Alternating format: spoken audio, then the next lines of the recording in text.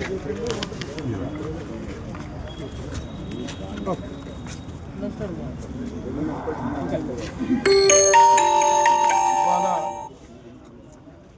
ఉప్పల్ బగాయత్లో ఉద్దిల శ్రీధర్ బాబు గారు మినిస్టర్ గారు పలు అభివృద్ధి కార్యక్రమాలకు రావడం జరిగింది.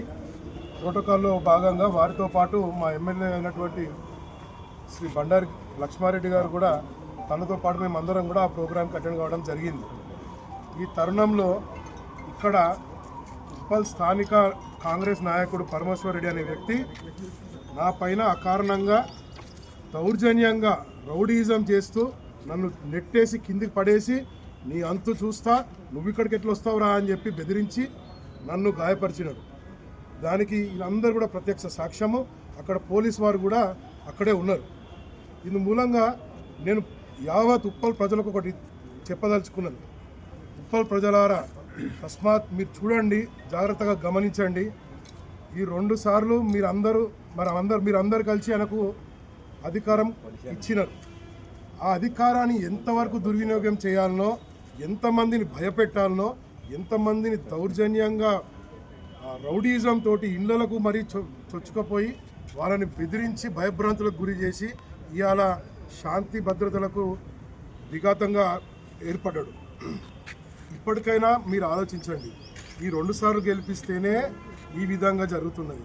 మరి రాబోయే కాలంలో కూడా మీరు ఏమాత్రం ఆయనకు అధికారం ఇచ్చినా ఇక మనం ఎవ్వరం కూడా పిల్ల పాపలతో సుఖంగా సొసైటీలో బ్రతకలేము.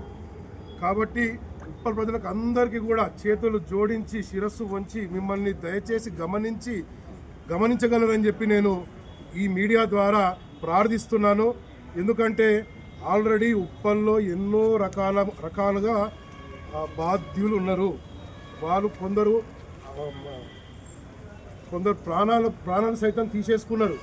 ఆయన బాధ భరించలేక, దౌర్జన్యాలను భరించలేక ఆత్మహత్యలు చేసుకొని ప్రాణార్పణలు చేసుకున్నారు. ఇన్ని గౌరవాలు జరుగుతున్నా కూడా ఇకపైన కూడా మనం మెలుకోకపోయి తగిన శాస్తి చేయకపోతే ఇవాళ అది నా పైన జరిగిన దాడిగా నేను భావించట్లేదు.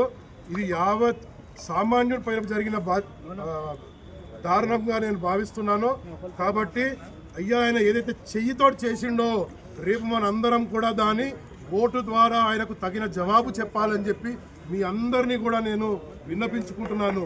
దయచేసి అందరు గమనించి దీని పట్ల చర్చించి ఒక సరైన నిర్ణయం తీసుకోవాలని చెప్పి మీ అందరు నేను విన్నపించుకుంటున్నాను. ధన్యవాదాలు.